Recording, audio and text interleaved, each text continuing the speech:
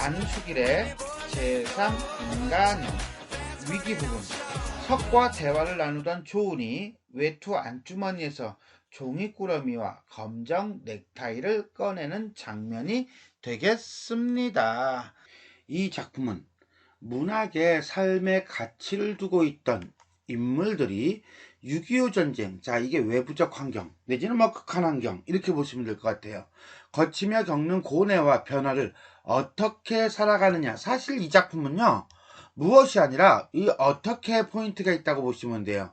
즉 6.25 전쟁이라고 하는 극한 환경 속에서 그 반응해 나가는 내지는 삶을 선택해 나가는 세 가지 유형의 인간상을 통해 주제를 드러내고 있습니다 라고 보시면 됩니다. 이 작품에는 전쟁으로 인한 시대적 요구와 관련하여 자신의 사명을 발견하는 인물 유형, 사명을 포기하고 마는 인물 유형, 사명을 잊지 못하지만 그렇다고 적극적으로 사명을 추구하지도 못하는 인물 유형, 이렇게 세 가지 유형이 등장한다. 작가는 이 세 가지 삶의 유형을 통해 인간성이 황폐해지고 생존 자체가 지상과제가 되는 비극적인 상황에서 바람직한 삶의 방향이 무엇인지에 대한 고민을 주제로 제시하고 있다라고 보시면 되겠습니다. 자네가 술을 마시면 얼마나 마시고 끊으면 얼마나 끊겠나? 별걸 다 걱정해. 술에도 자신의 규모가 큰 것 같은 어조로 자신의 규모가 커? 술에도 자신감이 있다는 거야. 나도 술 먹을 줄 안다 이거죠 뭐. 조은은 말하였다. 따는 끊을 만한 술도 못 되지만은 생각한 바가 있어서 절주를 해야겠네. 술을 절제를 해야겠네. 이렇게 말하고 석은 몸이 저렇게 났으니 기름진 것도 어지간히 먹었겠고 술도 많이 마셨을 것이다 라고 생각하면서 조은의 보기 좋은 얼굴, 아마 퉁퉁하고 기름진 얼굴이겠죠? 건너다 보았다. 10년은 더 늙은 것 같네. 그간 고생 많이 했지? 학교에서 문 열고 나오는 자네를 바로 알아보지 못하였었네. 어쩌면 그렇게 훈장이라고 하는 건 선생, 교사티가 꼭 박혔나? 라고 해서 석에 대해서 조은의 평가죠. 한마디로 뭐야? 이제 작가 모습이 아니다. 선생 티가 확 난다. 1년 못돼 훈장 티가 바뀌어 뵌다면 슬픈 일이네만은 알아 못 보기는 자넨 게 아니라 나였어. 나도 넌 못 알아봤어.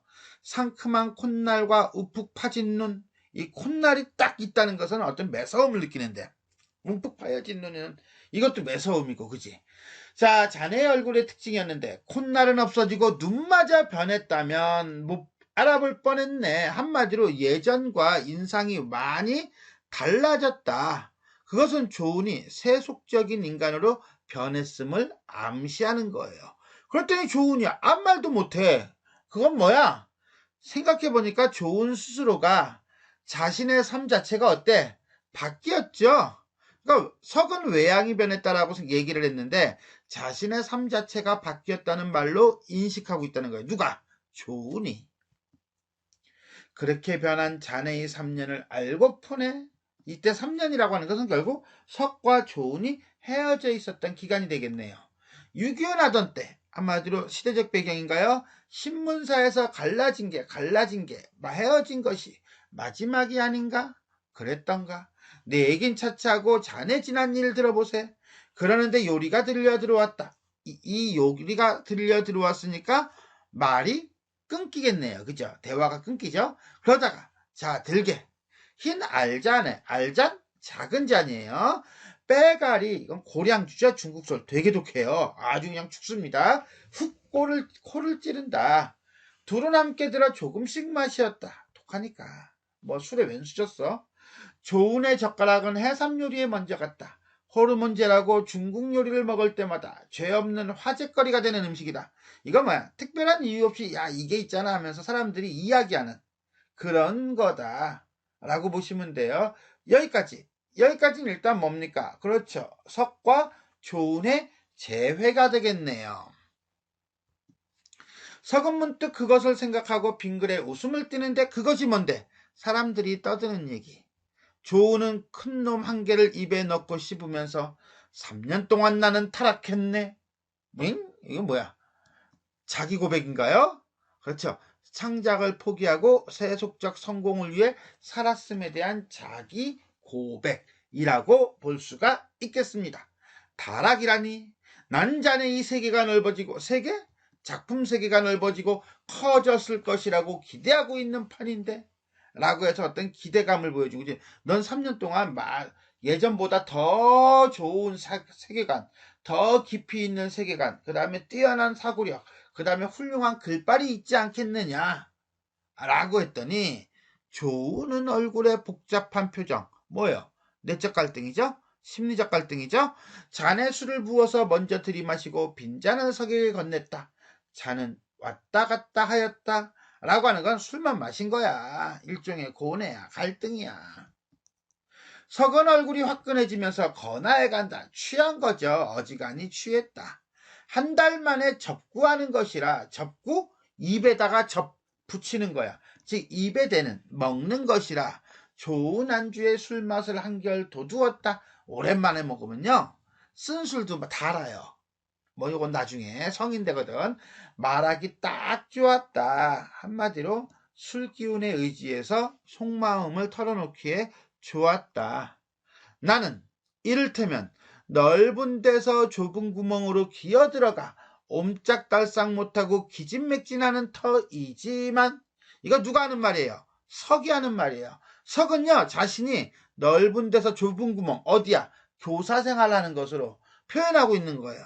그러면 자기 자신은 옴짝달싹 못하고 기진맥진하고 있대. 일종의 뭡니까? 생계 유지를 위해서 문학과 예술, 창작을 포기한 자신에 대한 자조적 표현이다 라고 보시면 되겠습니다. 자네야 넓은 세계에 활활 날아다니는 셈 아닌가? 작품 세계가 커지고 힘차리라고 오늘 자네를 대할 때부터 그런 기대를 가지고 있었네. 한마디로 조운에 대한 기대감이라고 보시면 되겠네요. 앞부분에서는 조운이 자기 고백을 하고요. 뒷부분에서는 석이 그러한 조운에게 나는 너에 대한 기대감이 있었어 라고 고백을 하고 있는 장면이다 라고 보시면 되겠습니다. 작품? 아니, 이런 거예요. 자신의 삶이 창작과는 전혀 상관없는, 어떤 작품과는 상관없는 돈벌이, 세속적인 삶을 살아온 것을 느끼고 있는, 내지는 알고 있는 그러한 살아온 조운의 반응이다 라고 보시면 돼요. 그래? 잠깐 머리를 푹 숙였다가 조운이 갑자기 일어나더니 벗어서 못에 걸어놓았던 외투 안주머니에서 종이에 싼 것을 끄집어낸다.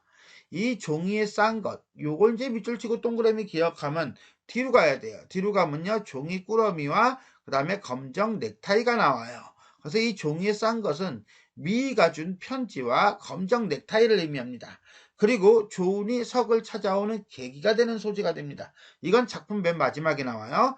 그 다음에 조운과 석이 스스로의 삶을 되돌아보는 계기가 됩니다. 물론 이 장면에서 바로 나오지는 않으나 뒤에 나오는 장면들이 그래요.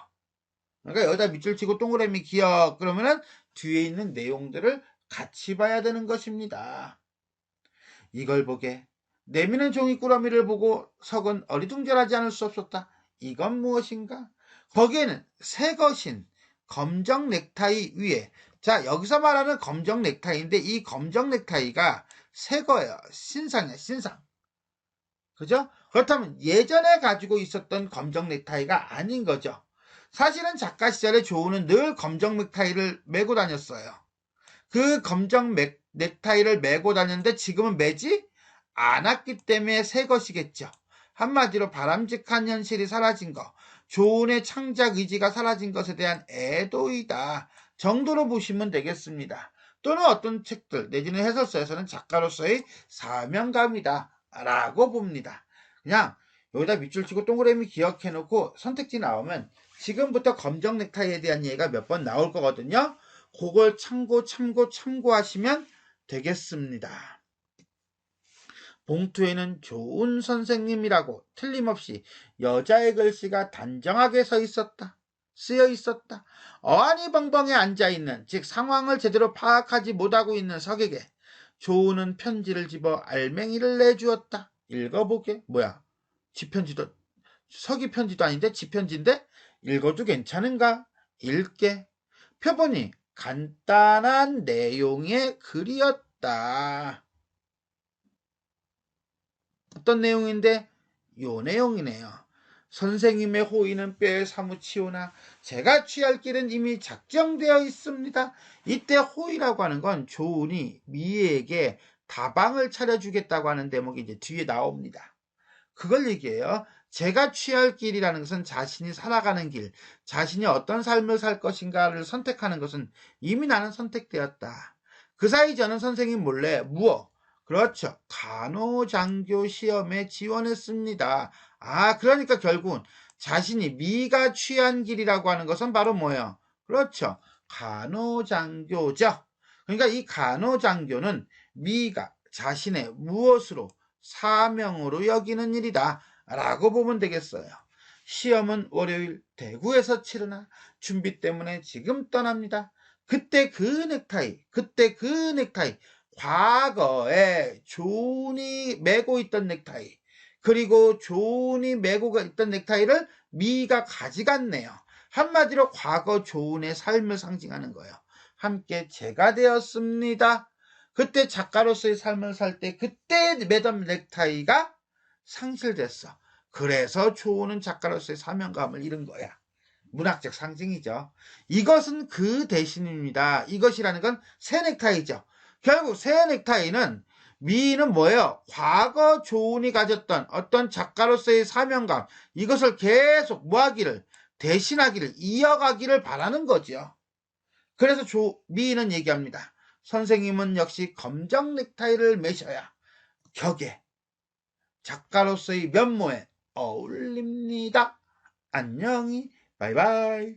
이 말은 조은으로 하여금 예전 순수했던 작가로서의 삶을 살던 모습으로 되돌아가기를 바라는 마음이다 라고 보시면 되겠네요.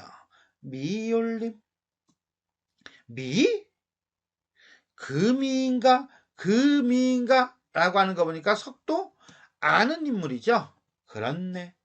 미는 조은을 따라다니던 석도 잘 아는 문학소녀였다.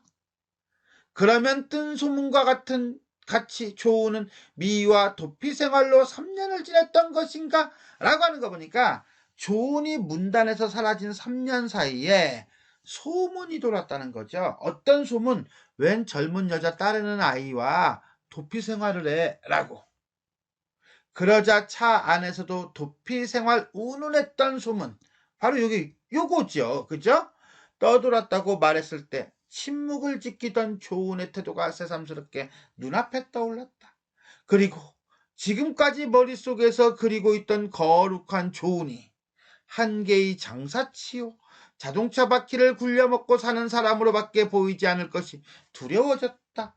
한마디로 말해서 내가 그렇게 거룩하게 생각했던 조은이 세속적이고 속물적이고 장사치 같은 인물로 바뀌었을까봐 그래서 조은에 대해 실망할까봐 석은 두려워하고 있는 거네요.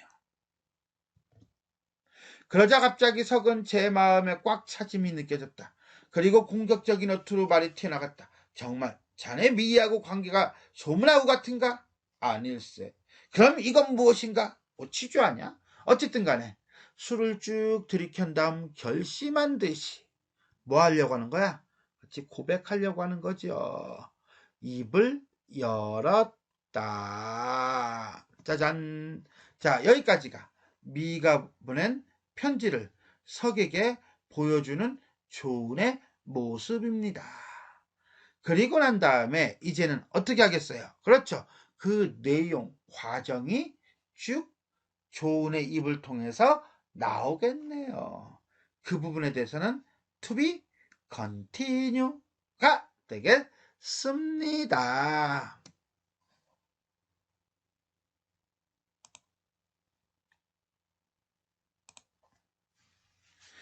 지금까지 우리는 안수길의 제3인간형 위기 부분 석과 대화를 나누던 중 조은이 외투 안주머니에서 종이꾸러미와 검정 넥타이를 꺼내서 석에게 보여주는 장면이 되겠습니다.